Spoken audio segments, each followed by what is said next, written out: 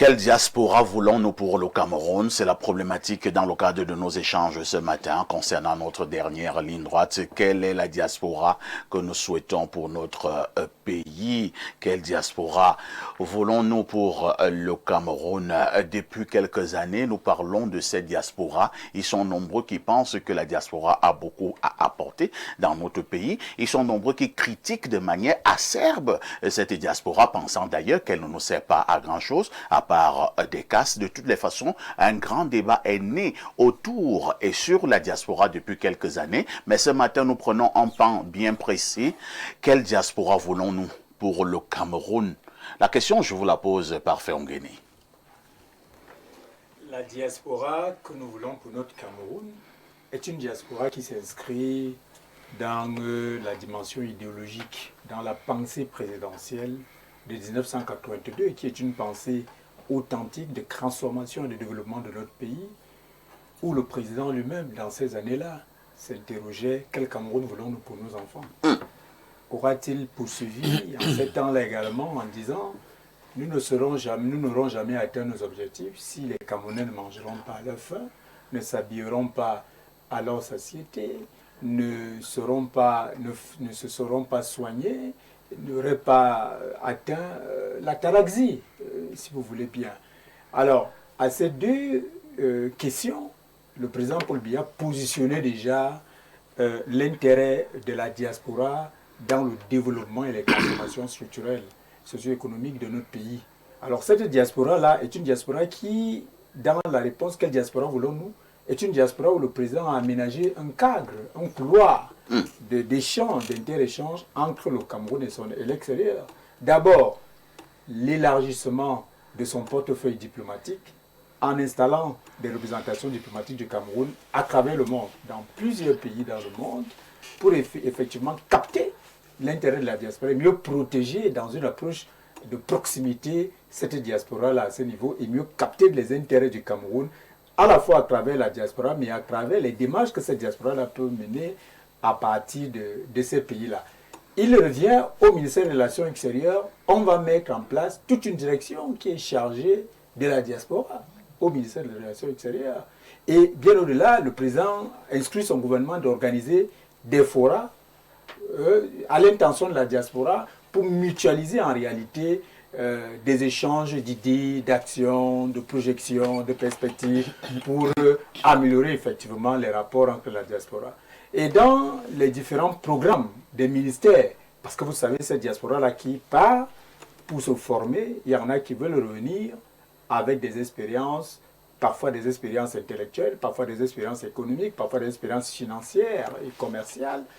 On crée donc des programmes dans les ministères. Au ministère de l'Enseignement supérieur, il y a justement un programme d'accueil des diplômés de la diaspora.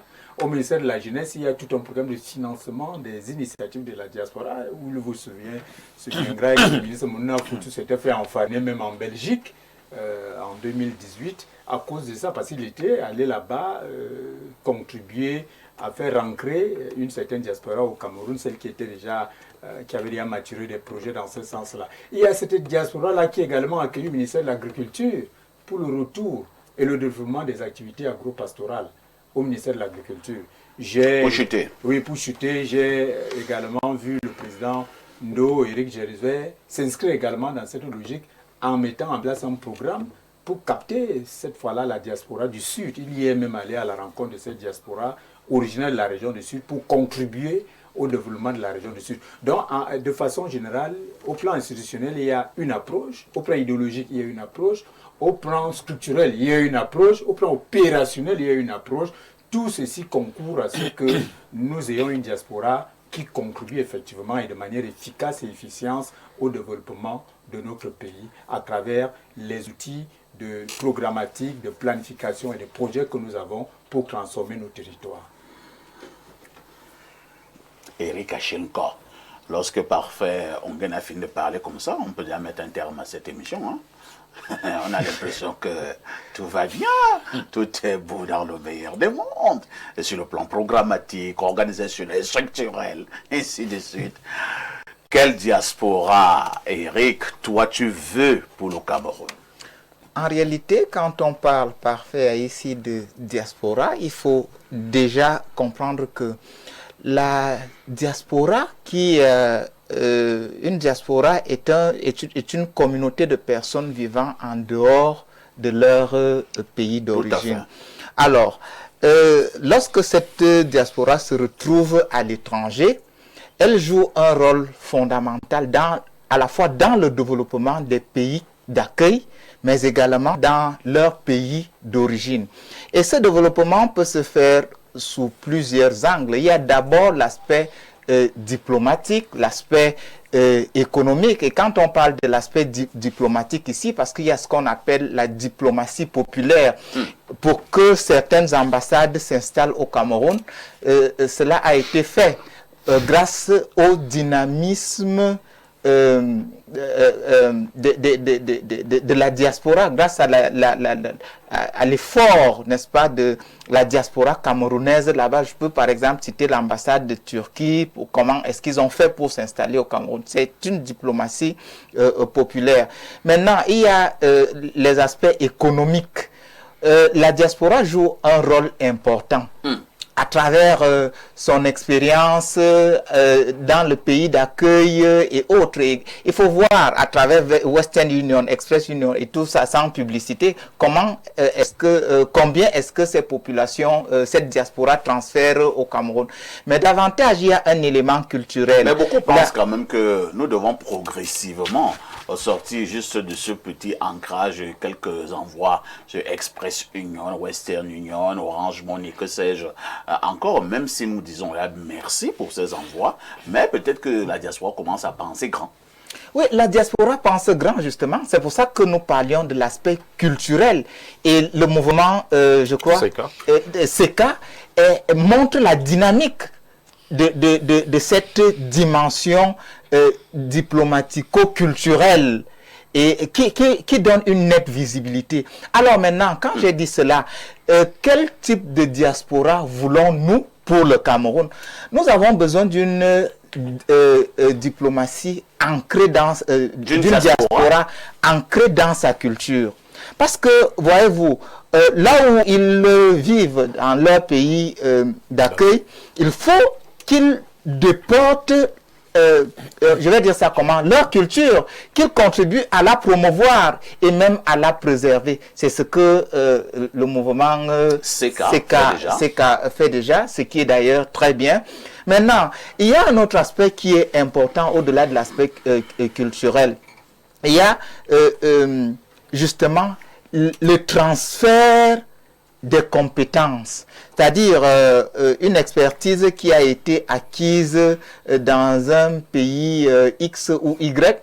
Il faut être capable, nous avons besoin d'une diaspora qui va nous ramener justement cette compétence. Il capte, il nous la ramène. Aujourd'hui, il y a par exemple l'intelligence artificielle, quand on regarde le retard que nous accusons. Donc, nous avons besoin d'une diaspora capable de nous aider à transformer notre environnement tout en contribuant à la promotion des valeurs culturelles camerounaises et d'ailleurs en respectant les lois des pays où ils sont. Vous savez parfait ici, pour chuter, chaque petite erreur qu'un Camerounais fait à l'étranger, on attribue ça à l'ensemble des Camerounais et au Cameroun tout entier. Or, il y a pas mal de bons Camerounais. Nous avons, le Cameroun est un pays bien, les Camerounais sont un pays bien. Est-ce qu'ils seront donc stigmatisés parce que un seul et un petit individu est passé en dehors de la norme? On s'en interroge. Peter Edo, vous qui vivez justement aux États-Unis, j'ai voulu que vous suiviez d'abord ce que pensent les Camerounais restés au pays. Maintenant, vous qui êtes donc justement un valeureux Camerounais de la diaspora, vous pensez que vous pouvez concrètement, on souligne concrètement, apporter quoi au Cameroun? Parce que je vous assure, dans certaines discussions, beaucoup sont formels, ils vous traitent de tous les noms d'oiseaux. C'est-à-dire quand vous venez ici au pays, c'est pour nous montrer la dernière coupe de voiture, la dernière coupe de chaussures, ce sont les balades dans les bois de nuit, on castre des champagnes, belles filles à gauche et à droite. Est-ce que la diaspora se limite à cela? Vous qui êtes aux États-Unis, qu'avez-vous déjà fait pour le pays, pour le Cameroun? Je vais parler de façon grosso modo pour regarder la grande image que la diaspora de notre pays peut faire. Il faut déjà souligner que vous avez parlé tout à l'heure des transferts. Je voudrais être un peu plus précis là-dessus en disant en 2024, la diaspora camerounaise a fait un transfert de fonds à hauteur de 652 milliards. Donc, ce qui fait à peu près 8,4% du budget de l'État. Donc, ça, ce n'est pas un petit chiffre. Donc, rien qu'à ce niveau, vous comprenez que la diaspora est vraiment investie à acter pour que le Cameroun ne reste pas à cet état que beaucoup ont toujours pensé. Voilà. Bon, maintenant, sur le capital humain, il y a beaucoup de projets que la diaspora camerounaise a initiés. En termes de formation, par exemple. Nous également, au niveau de EBIA, je vais être un peu plus précis là-dessus, au niveau de EBIA, c'est-à-dire Campus America, nous avons mis sur pied une académie que nous avons appelée AI Academy. Donc c'est une académie qui forme tous les Camerounais, ceux qui résident au Cameroun, ils bénéficient d'un rabais à 50%. Donc ça veut dire, nous qui résidons aux États-Unis, on se forme à l'artificial intelligence, à l'intelligence artificielle à hauteur de $100 le premier module, à $150 le deuxième module et à $200 le troisième module. Ça, c'est carrément la moitié du prix que nous offrons cette formation pour les Camerounais qui sont ici et tout le reste de l'Afrique. Donc voilà, par exemple, sur le capital humain, quelque chose que nous avons mis sur pied. Voilà des exemples concrets. Des exemples concrets pour dire, voilà, nous œuvrons effectivement à ce que le Cameroun évolue. Donc, il y a également au niveau économique, nous avons, la diaspora a initié beaucoup, je pourrais dire à 60% des investissements immobiliers au Cameroun. Donc, si vous voyez des constructions, des immeubles en location, et ainsi de suite, la diaspora est à l'origine à hauteur de 60%.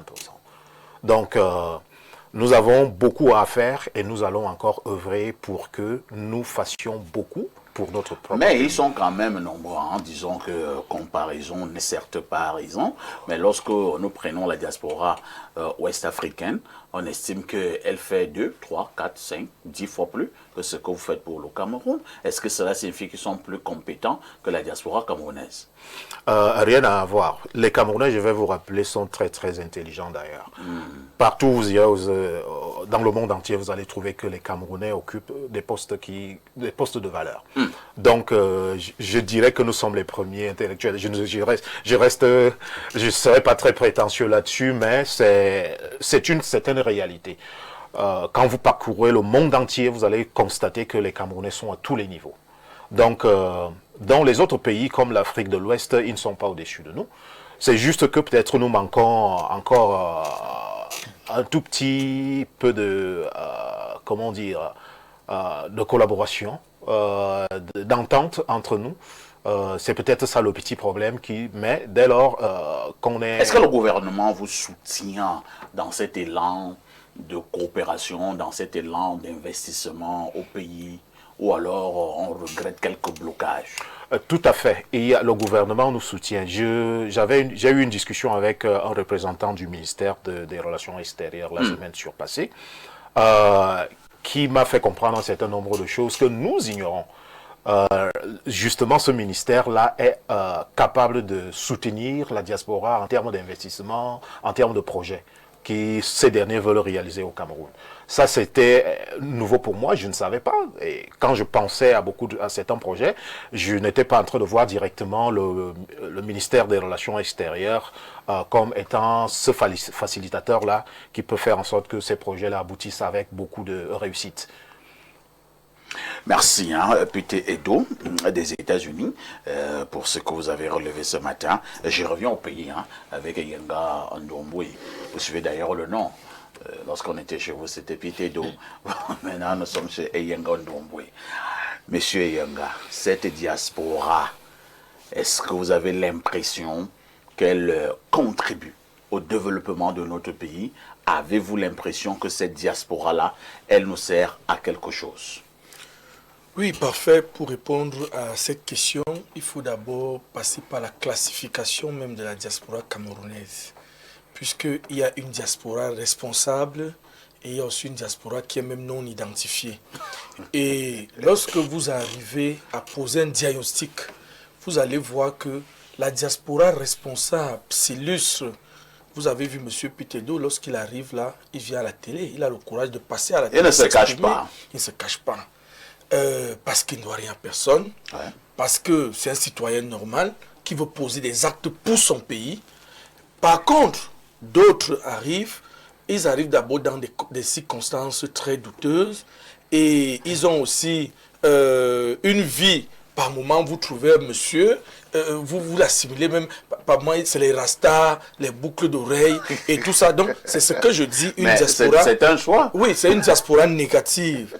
Et c'est cette diaspora négative qui noie donc... C'est parce qu'on a les rastas qu'on est négatif. Non, je veux dire, ça va avec tout ce qui va avec. Et c'est cette diaspora négative-là qui noie donc les efforts posés par la diaspora responsable.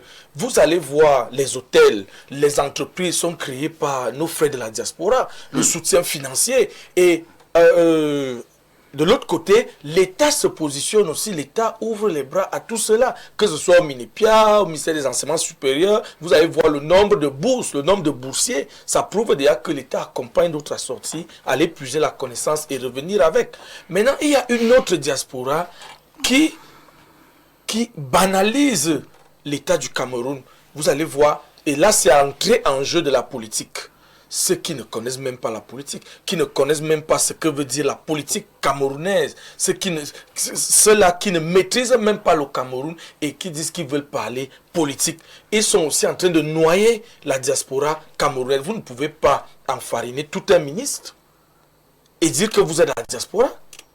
Ceux-là même doivent être, heureusement que j'ai salué une action, excusez-moi, le Cameroun a commencé à leur retirer la nationalité, puisque vous ne pouvez pas banaliser l'image de marque d'un pays et dire que vous êtes une diaspora. Donc, au Cameroun, il existe bel et bien une diaspora qui accompagne les Camerounais au quotidien, qui accompagne l'État du Cameroun, qui accompagne le développement du Cameroun.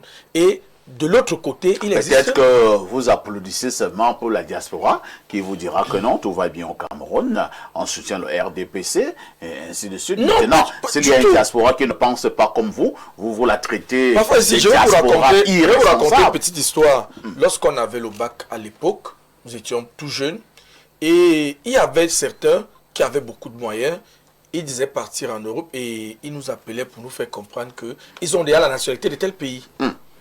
Bon, nous sommes restés les gardiens du pays, du temple. Lorsque vous avez déjà la nationalité dans un autre pays, automatiquement vous perdez la nationalité camerounaise. Oui, les gens estiment que cette loi-là n'est plus d'actualité, elle n'est plus une bonne loi. Avant qu'on enlève cette loi, il faut qu'on recentralise les choses. Parce que nous qui sommes restés les gardiens du temple, lorsqu'ils vont venir avec leur petit argent qui est souvent petit comme ça vient devenir costaud, comme vous avez dit d'emblée à l'entame de l'émission, ils vont tout rafler. Nous n'aurons, vous voyez donc qu'il y aura deux poids, deux mesures. Vous voyez, quand vous parlez donc comme ça, on peut déjà voir en vous un peu de complexe. Non, il faut légèrement de jalousie. Non, pas du tout. Du tout. Il faut quand même protéger ceux qui sont restés les gardiens du temple. Il faut nous protéger, puisque si nous partons tous rechercher cela, rechercher ces petits biens qui deviennent costauds quand ça arrive ici chez nous, alors le pays va rester avec qui? Nous qui sommes restés au pays, nous qui avions étudié au pays, nous qui avions gardé le pays, nous devons avoir une marge de manœuvre. Et que lorsque vous voulez revenir, maintenant redevenir Camerounais pour une deuxième fois, c'est-à-dire que vous devez donc vous accommoder. D'abord que ça sonne mal. Oui. Redevenir Camerounais pour une deuxième fois. Il faut donc vous accommoder aux normes. Pas prendre les outils et commencer à aller à la place, ils ont des grosses places là-bas, la place de la République, la place de ceci, commencer à taper que Biya doit partir. Il part où? La place de la démocratie. Il part où? C'est son pays. Il va où? Vous avez choisi partir. Quand vous voulez revenir, vous allez trouver que le monsieur est là. Et il est là depuis sa naissance. Il passe souvent, il revient. Maintenant, accommodez-vous à la norme, accommodez-vous à la Constitution et vous serez la bienvenue. Merci Enga Ndombwe pour cette sortie d'un autre style. Alors, Alain Douk, le débat prend une autre tournure. Hein. Quelle diaspora voulons-nous pour le Cameroun? Je pense que autant parler pour soi, le nous peut être trompeur. Déjà sur le plateau, on a vu que certainement je ne vais pas partager l'avis de certains. Donc je préfère parler pour moi. C'est clair. Voilà, quelle diaspora je veux pour le Cameroun. Déjà, je veux une diaspora qui ne prend pas le chemin du désert et qui ne prend pas le risque de la mer avec autant de périls. Trop de parce pertes. qu'on veut immigrer. Mais à ce niveau-là, c'est pas ceux qui partent qui sont forcément en faute. Il faut donc voir pourquoi ils sont prêts même au risque de leur propre vie de quitter leur pays, de rompre avec le pays, qui devrait être un asile, l'oasis de tout le monde en réalité. Il faut créer des conditions de vie qui permettent que ce soit un dernier recours. Peut-être bien que le Camerounais envisage de partir, ou alors que la migration soit véritablement organisée, structurée, peut-être même, voire concertée. Alors donc il doit avoir une politique même migratoire, décidée au plus haut niveau. On a parlé tout à l'heure des bourses, c'est bien. Mais la diaspora que moi je veux, je pense que je l'ai déjà en réalité, si je veux être honnête, à quelque chose comme 80% à minima. Je m'explique. Il ne faut pas prendre les épiphénomènes. Il ne faut pas prendre quelques exceptions qui, ma foi, viennent à venir un tout petit peu s'excentrer de la voie qui a été balisée par l'essentiel de la diaspora camerounaise, et pour dire que c'est ça la diaspora. Non, ce n'est pas les fauteurs de troubles dans la diaspora qui constituent la diaspora camerounaise. Vous prenez toute la littérature consacrée au sujet, hein, sur l'organisation internationale sur les migrations, quand on profile les différentes diasporas, allez remarquer la place qu'on accorde au Cameroun. Une place respectable dans le concert des nations africaines. Et Dodo disait. Allez-y, allez chercher en littérature. Ils se distinguent, ils l'ont toujours fait. En médecine. En médecine, en ils sont là. Quand vous regardez les innovations dans le domaine de la fintech, vous allez fouiller, vous verrez qu'il y a de nombreux non-camerounais qui ont proposé des options, qui ont proposé des solutions, des choses intelligentes, voilà, dans le monde de la finance, en lien avec la technologie, transfert de fonds, etc., des applications. Les Camerounais sont là. Vous allez dans le domaine universitaire, on a des noms illustres, on les compte plus. Vous le savez, les Achille Bembe, etc., etc. Vous allez dans les centres de recherche en Europe, aux États-Unis, vous allez les retrouver. Vous allez dans les grandes corporations technocratiques de nos jours, vous allez au niveau de Google, vous allez chez Microsoft, vous allez chez Amazon, vous allez trouver des noms camerounais illustres. Donc, ça veut dire que notre intelligentsia est reconnue. Donc, si tout le monde l'admet, c'est pas moi qui veux venir faire le déni. Ça veut dire donc que, quelque part... Qu'est-ce qui fait le problème? Mais la diaspora, là, je viens. Parfait. Vous étiez en train de planter le décor. Je plante le décor. Pour donc faire comprendre que si moi, à 80% à minima, je suis fier de cette diaspora, et elle est reconnue pour ce qu'elle apporte au monde et dans les différentes nations de leur exil, ça veut dire que le problème est ailleurs. Si on peut reconnaître nos compétences, on reconnaît notre valeur, et on voit comment on s'illustre, et à tous les niveaux. Hein, vous avez encore pour mémoire cette histoire d'une Camerounaise qui est arrivée au Canada avec $300 et qui a créé une dynamique qui a permis que toute sa famille migre finalement et la retrouve là-bas, et elle s'est implantée, et elle s'est imposée, et elle a un nom. Donc, vous voyez, les Camerounais, c'est des lions. Alors, qu'est-ce qui fait problème? Le problème, non, c'est que, en réalité, pendant qu'on dit quel est le type de diaspora que nous voulons, oui, l'autre côté, c'est est-ce qu'on a la gouvernance qui permet effectivement de valoriser cette grande diaspora que nous avons? Et c'est ça le problème. Parce que tant que nous aurons cette espèce d'inhibition venant de la gouvernance qui ne veut pas permettre de libérer et de laisser s'exprimer, de laisser s'épanouir les grandes vertus, les grandes compétences, les grandes facultés qu'on a dans notre diaspora et leurs grandes dispositions, il faut même le dire. on aura l'impression qu'on n'a pas la diaspora qu'il faut, pourtant elle est là. Elle ne demande qu'à entrer simplement en exergue. Or, il faut permettre cela. Et permettre cela, c'est évoluer avec son temps. Pourquoi ailleurs, on cite un exemple les autres diasporas? Parce que justement, là-bas, l'ingénierie juridique permet justement, et politique permet justement que la diaspora puisse le plus possible s'exprimer, prendre les devants, manifester ses compétences. Quand vous commencez déjà ici à dire que, écoutez, rien double que, nationalité. voilà, la double nationalité qui remonte, la problématique de la loi en question remonte à 1967. Donc, et on sait pourquoi elle avait été mise. Voilà, dans un contexte où on voulait réprimer quand même les velléités, voilà, indépendantistes et nationalistes d'un certain parti avec ces cassés qui étaient immigrés et qui avaient des prétentions à revenir pour gouverner. On voulait casser ça. Vous restez dans ces réalités-là, coloniales ou post-coloniales, et vous les appliquez aujourd'hui pendant que d'autres se sont déjà mis à jour et profitent pleinement de leur diaspora. Ça, c'est un problème. Parfait, toi, tu trouves comment que tu rentres? Tu arrives ici et on te considère déjà, du simple fait que tu es immigré, comme un citoyen de deuxième ou je sais pas moi, de troisième ou de quatrième rang. C'est ce que mon frère disait tout à l'heure. Il faut protéger les gardiens du temple. Donc, quand vous commencez déjà avec ce genre de dichotomie, ça crée des frustrations. Donc, on est là, il faut de tout pour faire un monde, il faut voir ce que chacun peut apporter. Celui qui est resté au pays, il a quelque chose à apporter. Celui qui est sorti, il a forcément quelque chose à vous apporter. Sachons tirer ce qu'il y a de bien dans tous pour construire le grand Cameroun que nous voulons. Merci. Et il y a la ressource pour le faire. Merci.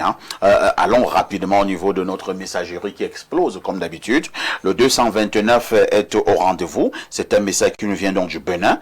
Bonjour El Perfecto. Merci pour votre émission. Vous êtes vraiment la voix la plus respectée du paysage médiatique camerounais. Que Dieu vous bénisse. Et je dis Amen. Concernant l'analyse de ce matin, nous avons besoin d'une diaspora fière d'être camerounaise. Mais pour être fier, il faut être respecté. Aujourd'hui, le Camerounais est trop souvent mal respecté dehors, mal respecté à nos frontières et mal considéré par sa propre loi sur la nationalité. Dans beaucoup d'ambassades et d'aéroports, le passeport camerounais ouvre difficilement les portes. On nous demande 3 fois plus de documents qu'aux autres. Et des milliers de nos frères sont obligés de renoncer à leur nationalité pour s'intégrer ailleurs. Alors qu'ils veulent continuer à servir le pays. Le Camerounais est grand, mais il ne sera grand que si nous le traitons avec dignité, ici et dehors. Donnons à la diaspora les raisons d'être fiers de dire « Je suis Camerounais ». C'est Billy Gottwild qui envoie cette contribution. Je prends un autre message toujours de l'étranger. C'est le plus 49. C'est un message qui nous vient de l'Allemagne. Bonjour, monsieur Aïssi. Je m'appelle Daniel Fia. Je suis banquier et réside en Allemagne.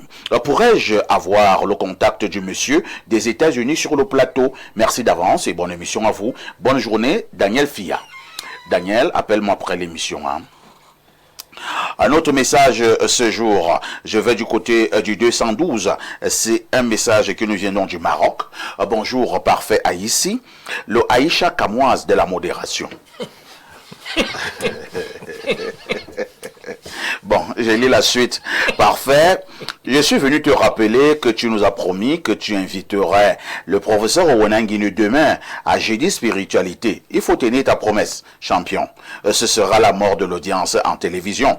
Gros bisous à toi, vieux père. Voici la sagesse du jour. Il ne faut pas trop vanter ta femme en face de ton voisin. À demain 10h. Bonjour au Samuel Eto'o de la modération et à ton riche panel. Concernant la dénonciation, cette femme a été naïve. Nous ne parlons plus de la dénonciation. Prenons un autre message où nous parlons du thème inscrit à l'ordre du jour. Bonjour, parfait Aïssi. La diaspora ne se compose pas uniquement de ceux qui ont quitté le pays par des voies régulières, car de nombreux jeunes confrontés aux difficultés sociales et économiques choisissent de partir dans l'espoir de meilleures conditions de vie. Le véritable problème se situe donc au niveau de leur insertion dans les pays d'accueil. Si le Cameroun mettait en place de véritables politiques d'accompagnement et d'encadrement de ses ressortissants à l'étranger, cela favoriserait une meilleure cohésion entre les différentes composantes de la diaspora. Il convient également de rappeler à notre frère sur le plateau que cette diaspora dite irrégulière regorge aussi de talents, de compétences et de véritables génies capables de contribuer au développement national, à condition d'être encadrés et valorisés. Ce qui alimente souvent leur frustration, c'est le fait d'arriver dans ces pays dans des conditions précaires sans trouver de dispositifs étatiques susceptibles de faciliter leur intégration. Dès lors, certains deviennent vulnérables au discours des mouvements d'opposition, parfois séduits par des promesses de régularisation, d'emploi ou d'autres facilités, leur donnant enfin le sentiment d'être considérés. Parfait, Ongene.